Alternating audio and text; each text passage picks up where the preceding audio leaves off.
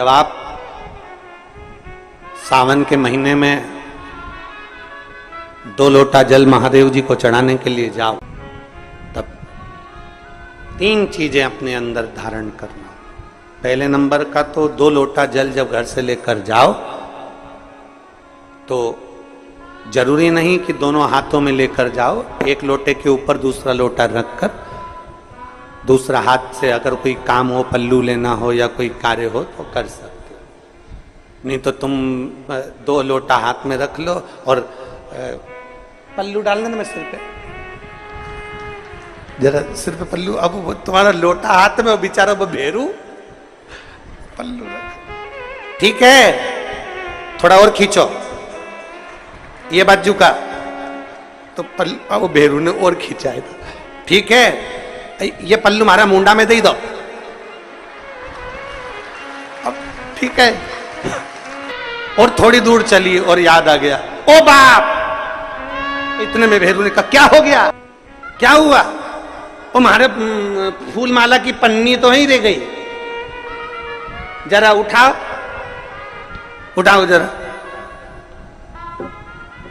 ये ले, कमर में खोसी दो। और कैलाश पर्वत पे जाके रहूंगी, भोले को अपना। अब पति भी के अच्छा शंकर हुआ और अच्छा जल हुआ। निवेदन है, अगर 2 लोटा हाथ में ना तो एक के ऊपर एक लोटा रखकर भगवान की भक्ति धारण करते हुए 3 चीजों में एक चीज जल 2 लोटा, दूसरा श्री शिवाय नमस्तुभ्यम का जाप पूरे सावन के महीने में से कम 5 दिन ऐसे निकालना कि बेलपत्री के पेड़ की छांव में बैठकर हम श्री शिवाय नमस्तुभ्यम की कम से कम 1 माला जरूर कर ले, जरूर। और मान लो अगर बेलपत्री का पेड़ नहीं मिले, तुम्हारे आसपास में नहीं मिले, तो फिर एक काम करना, शंकर जी के मंदिर की बेलपत्र मिली जाए, उसको सिर पे, हमारे यहाँ कहते हैं आंवले के वृक्ष का, जब आंवला नवमी आती है ना, तो आंवला नवमी आती है और आंवले के पेड़ के नीचे जाकर भोजन नहीं कर सकते, आंवले के वृक्ष के नीचे नहीं जा सकते, तो आंवले के वृक्ष की पत्ती को सिर पे रख के भोजन कर लो, तो कहते हैं कि हजारों अश्वमेध यज्ञ के पुण्य के बराबर, भंडारे के बराबर भोजन प्राप्त हो जाता है। आंवले के वृक्ष की पत्ती, तो वो बेलपत्र भी मस्तक पर बाबा को प्रणाम कर कर फिर वही बेलपत्र का आनंद करते हुए भाव से उस बेलपत्र को मात्र शीश से लगाई लिया ना, मस्तक पर चढ़ाई लिया ना, तो भी भगवान की अविरल भक्ति प्राप्त हो सकती, अविरल। और मान लो बेलपत्र भी ना मिले तो बेलपत्री के वृक्ष की थोड़ी सी मिट्टी अपने मस्तिष्क पर लगाकर, मस्तक पर चढ़ाकर भी हम जाप कर सकते। बेलपत्र के वृक्ष की मिट्टी का भी चंदन हम लगा सकते। चंदन हमने एक बार पहले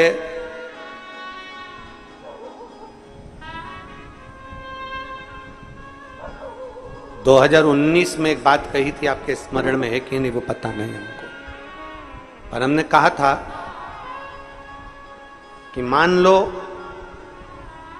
यदि कोई बहुत ज्यादा कार्य अटक रहा हो, बहुत ज्यादा कार्य अगर अड़ रहा हो, तो बेलपत्री के वृक्ष के नीचे की मिट्टी का भी अगर तिलक रोज लगाकर आप अपने कार्य के प्रति जाओगे तो 15 या 20 दिन में या 1 महीने में वो कार्य पूर्ण होता ही है। बेलपत्री के वृक्ष की मिट्टी चंदन के बराबर,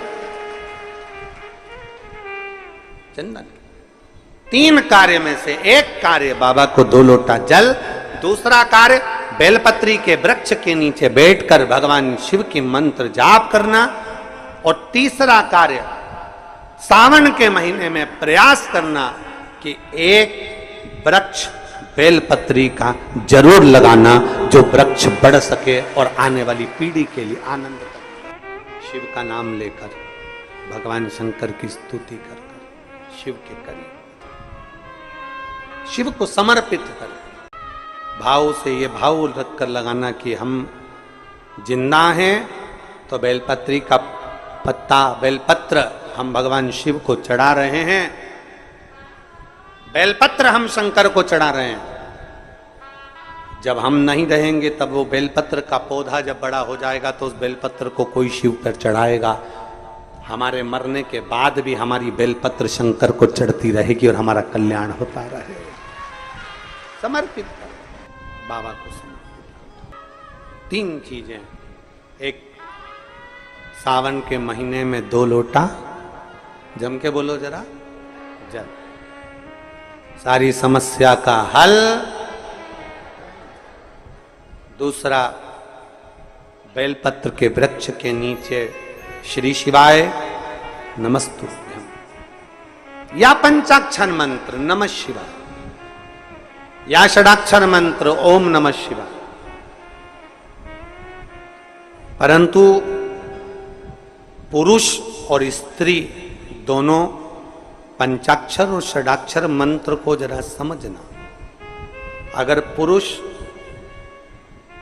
नमः शिवाय ओम नमः शिवाय मंत्र का जाप कर रहा है तो पुरुष सीधे चालू करेगा षडाक्षर मंत्र से ओम नमः शिवाय ओम नमः शिवाय। पर स्त्री जब भी मंत्र का जाप करेगी तो पंचाक्षर से चालू कर कर षडाक्षर पर पहुंचेगी। कहां से चालू करेगी? हमने पहले भी कथा में बताया। कहां से? जम के बोलिए जरा, नमः शिवाय, फिर बाद में षडाक्षर पर आएगी ओम नमः शिवाय।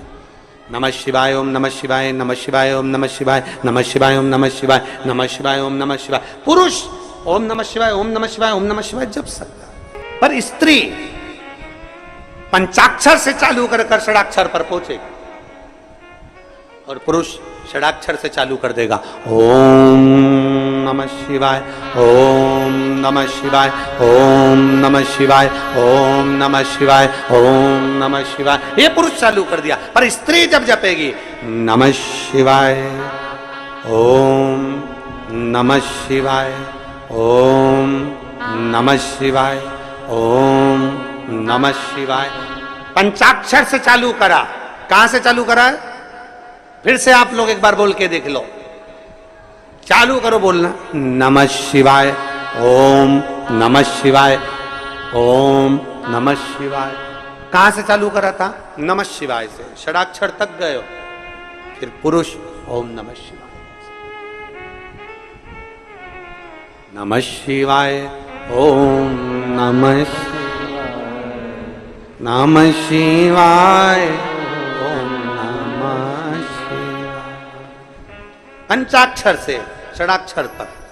फिर से बोलो एक बार, बोलो चलो, नमः शिवाय ओम नमः शिवाय ओम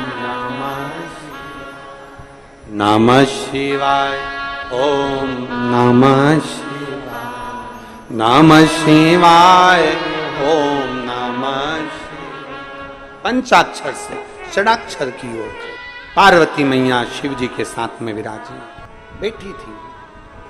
भगवान शंकर के तेज पुंज गंगा जी के जल में चला जाता और गंगा जी के जल से 6 पुत्र जन्म ले लेते हैं। 6 पुत्र जिनका नाम कृतिकाओं ने एक कर कर षडानंद कार्तिकेय रख दिया। षडानंद कार्तिकेय जी जब माता पार्वती जी के पास में आए और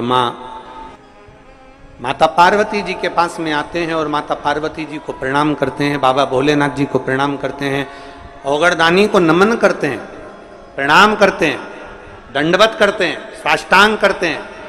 फिर तारकासुर का संहार करने के लिए जाते हैं। अपने घर से जब निकलो पहले 1 लोटा जल महादेव को समर्पित करो। घर में जो बुजुर्ग हैं, बड़े हैं, उनके चरण छुओ। माता पिता भाई भाभी जो घर में बड़े हैं उनके चरण छुओ। क्यों? क्योंकि शास्त्र कहता है जब घर से निकलते हैं 1 लोटा जल चढ़ाकर चरण छूकर जब हम अपने काम के लिए जाते हैं तो हमारे साथ अपने माता पिता का तप बल भी हमारे साथ में, महादेव की कृपा भी हमारे साथ जाती है। तो ये मानकर चलना कि हमारा एक क्षण का करा गया भजन हमारी ना जाने कितनी कितनी पीढ़ियों को सुधार देता है और ना जाने कितनी पीढ़ियों को सवार देता है।